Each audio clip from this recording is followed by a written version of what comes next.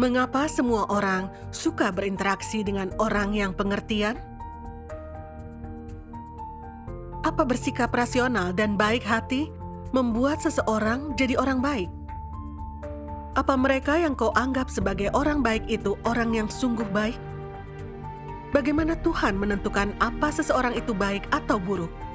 Tonton kesaksian ini untuk mengetahui apa sebenarnya orang baik itu.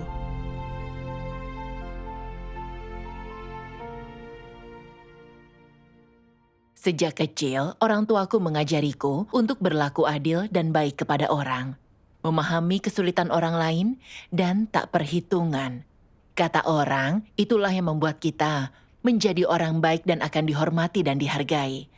Aku pun berpikir itu cara yang baik dan sering mengingatkan diriku untuk berbelas kasih dan baik hati.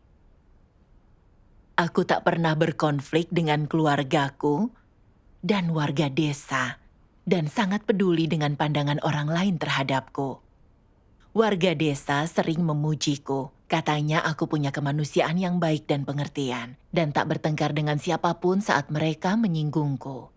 Pujian semacam ini membuatku sangat senang. Kupikir, sebagai manusia aku harus bersikap ramah, dan harus memahami bahkan saat seseorang salah. Aku yakin ini adalah standar untuk menjadi orang baik. Aku terus bertindak seperti itu setelah menjadi orang percaya juga. Pada November 2021, aku terpilih sebagai diaken gereja dan mulai menyebarkan Injil dengan beberapa saudara-saudari. Salah satunya Saudara Wang, kami dari desa yang sama. Dia punya kualitas dan nalarnya jelas dalam persekutuannya saat memberitakan Injil. Dia menjelaskan dengan contoh untuk membantu pemahaman orang yang menyelidiki jalan yang benar. Tapi ternyata dia agak congkak dan tidak suka menerima saran orang lain. Seringkali dia tidak mengikuti prinsip dalam tugasnya dan tidak bersaksi tentang Tuhan dalam pekerjaan Injilnya. Hanya tentang jumlah orang yang dibuatnya pindah agama. Saudara-saudari suka mendengarkan dia berkhotbah dan sangat memujanya. Pernah ada yang sedang menyelidiki jalan yang benar memujinya karena kualitasnya baik. Aku perhatikan dia meninggikan dirinya dan sedikit pamer. Dan dalam pewartaan Injilnya, dia tidak fokus bersaksi tentang pekerjaan Tuhan pada akhir zaman atau memperbaiki gagasan religius orang. Ingin kusampaikan ini kepada Saudara Wang. Tapi setelah berpikir, kuputuskan untuk sedikit menunggu. Aku ingin Saudara Wang tahu bahwa aku ini orang yang baik dan rasional, yang tidak menghiraukan setiap masalah kecil yang kulihat. Kupikir aku harus mendorong dan membantunya lebih banyak. Lalu, pemimpin sering mengirimkan kelompok kami prinsip-prinsip yang relevan untuk memberitakan Injil, dan secara tersirat aku sedikit bersekutu terkait perilaku Saudara Wang. Aku harap dia akan menyadari masalahnya melalui persekutuan itu. Apa dia ada perubahan? Tidak. Aku ingin mengemukakan masalahnya lagi. Tapi kupikir, karena dia adalah orang yang agak congkak, mungkin dia tak terima saranku. Aku khawatir dia akan berpikir aku tidak rasional dan tidak baik dan akan punya kesan buruk tentangku. Jika kami menemui jalan buntu dalam hubungan kami dan tidak bisa bekerja sama, citraku akan hancur. Pada pemikiran ini, aku hanya diam. Selalu ingin melindungi citramu membuat sulit untuk menerapkan kebenaran. Benar. Aku merasa tidak senang saat itu. Jadi aku berdoa memohon kekuatan kepada Tuhan untuk menerapkan kebenaran. Setelah itu, aku, Saudara Wang, dan beberapa saudara-saudari pergi untuk mewartakan Injil. Kuperhatikan Saudara Wang masih pamer, bicara betapa dia tak peduli pada uang dan bekerja keras untuk Tuhan, tapi tak fokus pada mempersekutukan kebenaran. Dalam perjalanan pulang, kuberanikan diri berkata, "Kau tak memasuki prinsip dalam khotbah dan kesaksianmu. Kau perlu fokus mempersekutukan kebenaran, membawa mereka ke hadapan Tuhan." Sebelum aku selesai bicara, dia menjawab, "Tak ada yang salah dengan persekutuanku. Kau terlalu banyak berpikir. Aku takut melukai harga dirinya jika aku bicara lagi dan merusak hubungan kami. Aku pun khawatir akan terlihat buruk dan itu akan merusak citraku. Jadi aku diam saja. Kurasa itu sudah cukup dan dia bisa secara bertahap menyadarinya. Lalu aku tahu bahwa meski kami sibuk sepanjang waktu, hasil pekerjaan Injil kami tidak baik. Beberapa orang di desa itu tertarik, tapi masih tak mengerti usai mendengar beberapa persekutuan saudara Wang. Dan mereka terpengaruh rumor, punya gagasan, dan tak ingin menyelidikinya lagi. Beberapa orang sungguh mengagumi saudara Wang, hanya ingin mendengarkan persekutuannya, dan tak mau mendengarkan persekutuan orang lain. Melihat ini membuatku sangat tidak nyaman dan aku merasa bersalah. Masalah-masalah ini sangat terkait dengan saudara Wang. Jika aku kemukakan lebih awal, dia bisa menyadarinya dan berubah, maka pekerjaan Injil kami tidak akan terganggu. Setelah itu, saat aku ingin mengemukakannya, aku khawatir itu akan merusak hubungan kami dan kurasakan konflik batin. Aku pikir, aku bisa meminta pemimpin bersekutu dengannya. Maka kerjasama kami dalam tugas tidak akan terpengaruh dan kami masih bisa akur. Jadi aku bicara dengan pemimpin tentang situasi saudara Wang.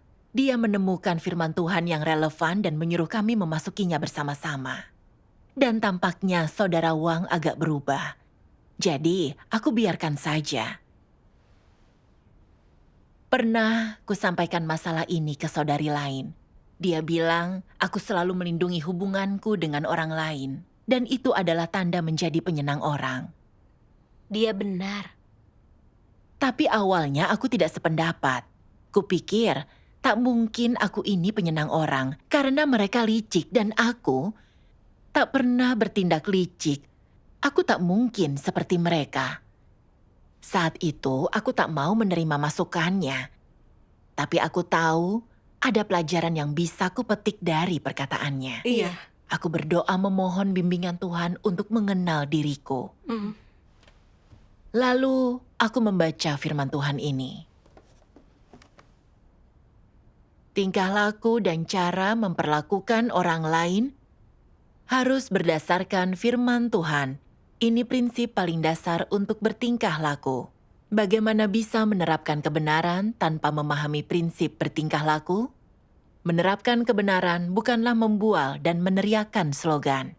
Apapun yang mungkin orang hadapi dalam hidup ini, selama itu melibatkan prinsip perilaku manusia, sudut pandang mengenai peristiwa, atau hal-hal yang berkaitan dengan pelaksanaan tugas mereka, mereka dihadapkan dengan pilihan dan mereka harus mencari kebenaran, mencari dasar dan prinsip di dalam firman Tuhan dan mencari jalan penerapannya. Orang yang mampu menerapkan dengan cara ini adalah orang yang mengejar kebenaran. Jika orang mengejar kebenaran dengan cara ini, sebesar apapun kesulitan yang dihadapinya, orang itu sedang menempuh jalan Petrus dan jalan mengejar kebenaran. Sebagai contoh, prinsip apakah yang harus orang ikuti saat berinteraksi dengan orang lain? Sudut pandangmu yang semula kau tidak boleh menyinggung siapapun, tetapi menjaga perdamaian dan menghindari membuat siapapun dipermalukan demi keharmonisan di masa depan. Jika engkau dibatasi oleh sudut pandang ini, saat kau melihat pelanggaran, kesalahan, atau pelanggaran terhadap prinsip, engkau pasti memilih menoleransi hal itu daripada membicarakannya. Karena dibatasi oleh sudut pandangmu, engkau menjadi enggan untuk menyinggung siapapun. Dengan siapapun engkau berhubungan karena terhalang oleh pemikiran tentang reputasi, emosi, atau perasaan yang tumbuh karena interaksi bertahun-tahun, engkau akan selalu mengatakan hal baik untuk menyenangkan orang tersebut. Untuk hal-hal yang kau anggap tidak memuaskan, engkau juga toleran. Engkau diam-diam merasa kesal, melontarkan kritikan, tapi tidak menegur langsung dan tetap menjaga hubungan. Apa pendapatmu tentang itu? Bukankah itu perilaku yang selalu setuju? Bukankah ini sangat licik? Itu melanggar prinsip berperilaku. Jadi bukankah bertindak seperti itu hina? Orang yang bertindak seperti ini bukanlah orang baik ataupun mulia. Sebanyak apapun penderitaan dan harga yang telah kau bayar, jika engkau berperilaku tanpa prinsip, engkau telah gagal dan tidak akan mendapat perkenanan di hadapan Tuhan ataupun diingat olehnya, ataupun menyenangkan dia. Amin. Amin. Firman Tuhan sangat jelas. Iya, menerapkan kebenaran bukan tentang membual. Itu membutuhkan perilaku yang sesuai dengan firman Tuhan. Amin. Kurenungkan diri dalam terang firman Tuhan. Kurasa aku bukan penyenang orang, tapi apa yang kulakukan? Aku telah melihat saudara Wang banyak pamer dalam pekerjaan Injilnya. Dan aku seharusnya menunjukkan masalah itu untuk membantunya mengenal diri dan bertugas sesuai prinsip. Tapi aku khawatir jika terus terang akan merusak hubungan kami. Jadi aku selalu menjaga perasaannya dan tidak berani terus terang. Aku bahkan ingin lebih menyemangatinya untuk memberi kesan bahwa aku orang baik dan membuatnya menghargaiku. Tapi sebenarnya, aku tahu saat bekerja sama dengan saudara-saudari dalam tugas, saat melihat masalah, kita perlu menunjukkannya dan mendukung pekerjaan gereja bersama. Tapi kulakukan yang salah dan tak menerapkan kebenaran. Akibatnya, saudara Wang tidak mengenali masalahnya sendiri. Dan terus pamer sambil memberitakan Injil tanpa berfokus pada kebenaran. Itu berarti gagasan agama dari orang-orang yang mencari jalan yang benar tidak terselesaikan. Dan orang-orang berhenti ke pertemuan saat mereka merasa terganggu. Aku melihat dampaknya pada pekerjaan dan merasa bersalah. Tapi aku takut dia bias terhadapku jika aku terus terang dan itu akan merusak hubungan kami. Jadi aku dengan licik meminta pemimpin bersekutu dengannya agar aku tak menyinggung perasaannya. Aku mencoba melindungi hubungan dengan orang lain dan memanjakan mereka dalam tugasku. Tak menjunjung tinggi kepentingan gereja dan tak punya rasa kebenaran dan tidak terlalu berprinsip. Aku bukan orang yang menerapkan kebenaran. Itu persis bagaimana penyenang orang bertindak. Lalu, ku baca sebuah bagian firman Tuhan yang mengungkap antikristus. Perkataan antikristus tampak sangat baik, beradab, dan terhormat. Siapapun yang melanggar prinsip, yang ikut campur dan mengganggu dalam pekerjaan gereja, tidak pernah disingkapkan atau dikritik. Antikristus berpura-pura tidak melihatnya, membiarkan orang berpikir mereka murah hati dalam segala hal. Setiap kerusakan dan perbuatan jahat orang ditanggapi dengan kebaikan dan toleransi. Mereka tidak menjadi marah atau meledak dalam kemarahan. Mereka tak akan gusar dan menyalahkan orang saat mereka melakukan hal yang salah dan merugikan kepentingan rumah Tuhan. Siapapun yang mengganggu pekerjaan gereja, mereka tidak mengindahkannya, seakan tak ada kaitannya dengan mereka. Dan mereka tidak akan pernah menyinggung orang karena hal itu. Antikristus paling perhatikan apa? Mereka paling memedulikan berapa banyak orang yang menghormati mereka dan berapa banyak orang yang melihat mereka ketika mereka menderita dan mengagumi mereka karenanya. Antikristus yakin bahwa penderitaan tidak boleh sia-sia. Betapapun besar kesukaran atau pengorbanan mereka, perbuatan baik mereka, perhatian dan penyayangnya mereka ke orang lain, semua ini harus dilakukan di depan orang lain, harus ada lebih banyak orang yang melihatnya. Dan apa tujuan mereka bertindak demikian? Untuk memenangkan hati orang. Agar makin banyak orang kagum dan membenarkan tindakan mereka terhadap perilaku mereka, terhadap karakter mereka.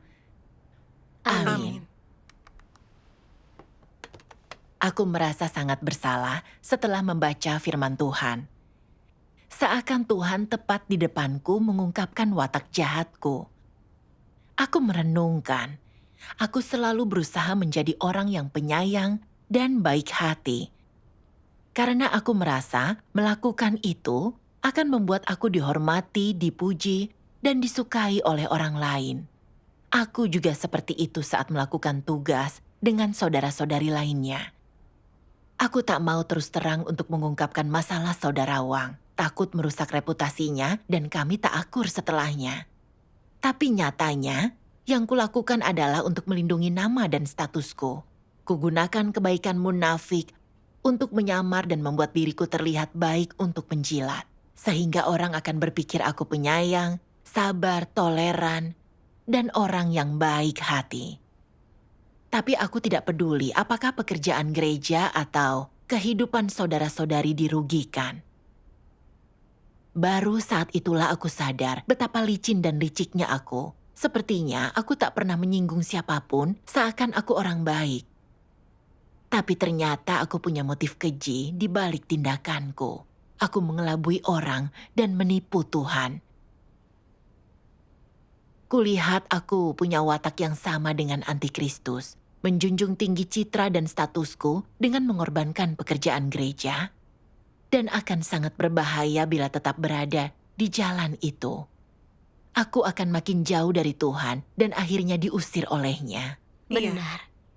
Setelah menyadari hal ini, aku sungguh membenci diriku dan merasa sangat kesal. Aku berdoa, Tuhan, aku selalu menyamar dan tampil baik, fokus menciptakan citra positif. Aku tidak ingin berada di jalan ini. Bimbinglah aku untuk meninggalkan watak rusakku. Syukur kepada Tuhan. Tanpa penyingkapan firman Tuhan, kita akan kesulitan untuk mengenal diri. Tentu saja. Aku pernah seperti itu. Tapi dengan persekutuanmu aku paham bahwa ada motif keji di balik belas kasihanku. Semua itu untuk melindungi reputasi dan statusku. Iya. Lalu, ku baca firman Tuhan ini. Manusia menghakimi manusia lain berdasarkan perilaku mereka. Orang yang perilakunya baik adalah orang benar, sedangkan orang yang perilakunya keji adalah orang jahat. Standar Tuhan untuk menghakimi manusia adalah apakah esensi mereka tunduk kepadanya. Orang yang tunduk adalah orang benar, sedangkan orang yang tidak tunduk adalah musuh dan orang jahat. Entah perilaku mereka baik atau buruk, dan entah ucapan mereka benar atau salah. Mungkin saja bertahun-tahun beriman kepada Tuhan, engkau belum pernah mengutuki siapapun atau melakukan sesuatu yang jahat. Tapi dalam persekutuanmu dengan Kristus, engkau tidak mampu mengatakan kebenaran, berlaku jujur, atau menaati firman Kristus. Dalam hal itu, kukatakan bahwa engkau orang paling jahat dan berbahaya sedunia. Engkau mungkin sangat ramah dan setia kepada keluarga, sahabat, istri, atau suami, putra-putri, dan orang tuamu, dan tidak pernah memanfaatkan orang lain. Tetapi jika engkau tidak sesuai dengan Kristus, jika engkau tidak dalam keharmonisan dengannya, maka sekalipun engkau menolong sesamamu dengan semua yang ada padamu, atau merawat ayah, ibu, dan anggota keluargamu dengan cermat, aku akan tetap menyebutmu jahat. Dan terlebih lagi, orang yang penuh tipu muslihat licik. Amin. Amin. Dari firman Tuhan, aku bisa melihat standar orang untuk mengukur orang lain didasarkan pada seberapa baik mereka berperilaku. Mereka yang berperilaku baik itu orang baik, yang berperilaku jahat itu orang jahat. Tetapi standar Tuhan untuk itu didasarkan pada apakah seseorang mengikuti jalan Tuhan dan pada esensi dan sikap mereka terhadap penyerahan diri kepadanya. Seharusnya tidak ditentukan berdasarkan seberapa baik perilaku luar mereka. Iya. Penyingkapan firman Tuhan langsung menyentuh hatiku. Sejak masih kecil, dengan anggota keluarga dan dengan orang lain, aku tak pernah berdebat atau memulai konflik. Meski seseorang berdebat denganku, akan kuselesaikan dengan menenangkan mereka. Warga desa selalu memujiku sebagai orang yang baik. Dan aku juga berpikir menjadi seperti itu, berarti aku telah mencapai standar orang baik. Sekarang menjadi jelas bagiku, meski tak tampak berbuat jahat, aku tak jujur dalam kata dan perbuatan. Aku tahu saudara Wang melakukan tugasnya tanpa prinsip dan selalu pamer yang memengaruhi efektivitas kerja kami. Dan untuk melindungi citraku sebagai orang baik, aku tidak mengungkapkannya dan tidak menjunjung tinggi kepentingan gereja. Jadi meski orang lain menganggapku orang baik, di hadapan Tuhan, aku masih menentang dia dan kebenaran, dan semua yang kulakukan adalah kejahatan. Iya. Aku paham bahwa menilai baik buruknya seseorang berdasarkan perilaku luar bukan standar yang tepat. Iya. Beberapa orang tampaknya melakukan banyak hal baik, tapi mereka menentang dan mengutuk pekerjaan dan firman Tuhan. Mereka pelaku kejahatan. Aku ingat seorang saudari yang bekerja denganku, yang aku tahu dia tak peduli perkataannya hangat atau baik, tapi dia dapat menerima kebenaran dan mencari cara untuk bertugas sesuai dengan prinsip. Dia mengungkapkannya saat melihat orang tidak bertindak sesuai dengan kebenaran. Dia mampu menunjukkan masalah kepada orang lain dan punya rasa kebenaran. Memikirkan hal ini membuatku bertekad untuk berhenti mengikuti perspektif keliruku yang mencoba terlihat seperti orang baik, tapi harus hidup sesuai kebenaran firman Tuhan dan berusaha menjadi orang yang sungguh baik.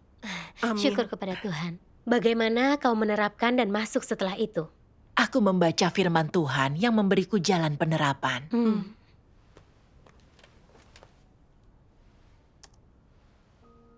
Tuhan yang Maha Kuasa berfirman, yang paling harus berusaha untuk dicapai manusia adalah menjadikan firman Tuhan sebagai dasar hidup mereka dan kebenaran sebagai kriteria mereka. Hanya dengan cara demikianlah mereka dapat hidup dalam terang dan hidup seperti manusia normal. Jika engkau ingin hidup dalam terang, engkau harus bertindak sesuai dengan kebenaran. Jika engkau ingin menjadi orang yang jujur, engkau harus mengucapkan perkataan yang jujur dan melakukan hal-hal yang jujur. Hanya jika engkau memiliki prinsip kebenaran, barulah ada dasar bagi caramu berperilaku. Begitu orang kehilangan prinsip kebenaran dan hanya berfokus pada perilaku yang baik, ini pasti akan menimbulkan kepalsuan dan kepura-puraan. Jika tidak ada prinsip bagi cara orang berperilaku, maka sebaik apapun perilaku mereka, mereka adalah orang-orang yang munafik. Mereka mungkin mampu menipu orang lain untuk sementara waktu, tetapi mereka tidak akan pernah dapat dipercaya. Hanya jika orang bertindak dan berperilaku sesuai dengan firman Tuhan, barulah mereka memiliki dasar yang benar. Jika mereka tidak berperilaku sesuai dengan firman Tuhan dan hanya berfokus untuk berpura-pura berperilaku baik, dapatkah mereka menjadi orang yang baik sebagai hasilnya? Sama sekali tidak. Perilaku yang baik tidak dapat mengubah esensi orang. Hanya kebenaran dan firman Tuhanlah yang dapat mengubah watak, pemikiran, dan pendapat orang dan menjadi hidup mereka. Terkadang, sangat penting untuk menunjukkan dan mengkritik kekurangan, kelemahan, dan kesalahan orang lain secara langsung. Ini sangat bermanfaat bagi orang-orang. Ini adalah bantuan yang nyata bagi mereka, dan ini membangun mereka, bukan? Katakanlah, misalnya, engkau sangat keras kepala dan congkak.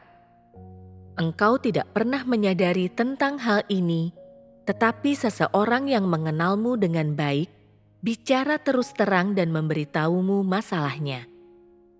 Engkau berkata dalam hatimu, "Apakah aku ini keras kepala? Apakah aku ini congkak?"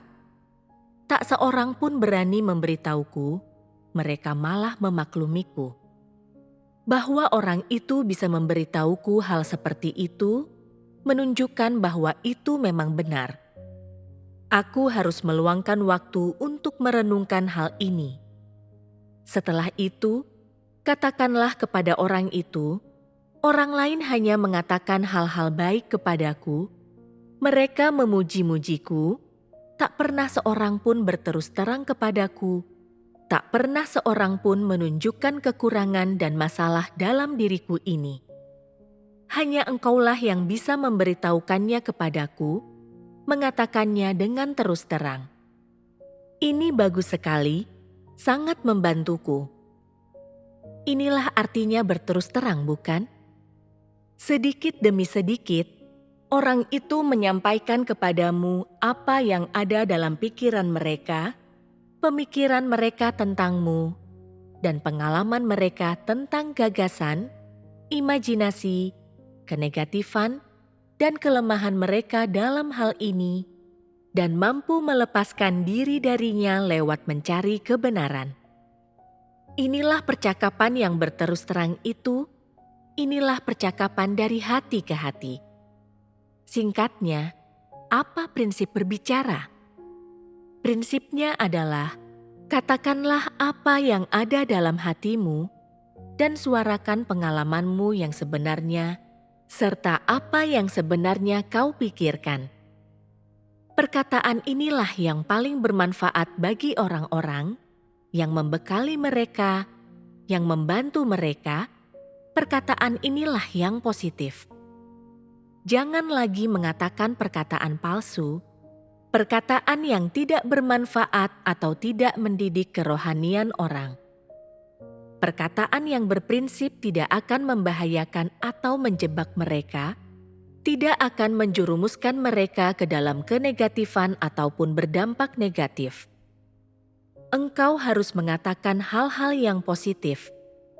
Sebisa mungkin, engkau harus berusaha untuk membantu orang, bermanfaat bagi mereka, membekali mereka, menghasilkan dalam diri mereka iman yang sejati kepada Tuhan.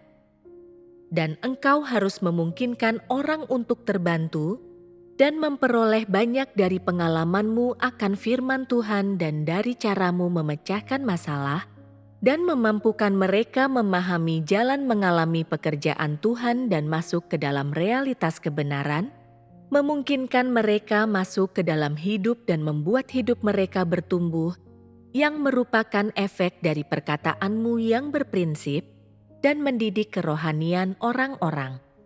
Amin. Amin.